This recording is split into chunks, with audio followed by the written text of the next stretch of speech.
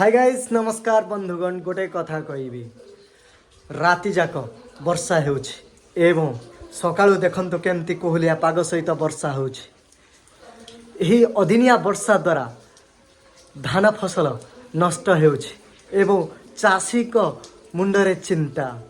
एबे किछि दिन तलर कथा बा 2-3 दिन तलर कथा पूरी सत्यवादी रे बड़ अघटन हेछि। चाषी पूर्णचंद्र दलाई एवं मृत चाषी होउछन्ति पूर्णचंद्र दलाई। सी तांको बिल को सकाळ सकाळ जाइथिले वर्षा छाड़िला परे बिल देखि देकी धान कचाड़ी हेकी पड़ीची कचड़ा एवं धान सब बिल रे तांकर नष्ट हो जाइछि। देखि तांकर मृत्यु सेठी घटिछि। तांको परिवार को भगवान आगु नेबाकू तांको चलापथ कुसुमित करंतु एवं भगवान तांको साहा हुअन्तु। जड़े चाषी केते कष्ट करे मु तो आपण मान को देखैथिले बे किछि दिन तले भिडियो बिलरे केमती धान नष्ट होइछि मन रखितांतु।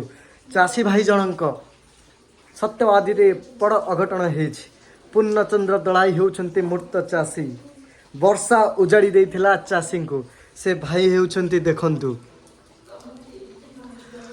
भगवान तांको सद्गति दियंतु एवं मु एतिकी कहबी सरकार तांको पई किछि करंतु एवं तांको परिवार को किछि अर्थ राशि दियंतु।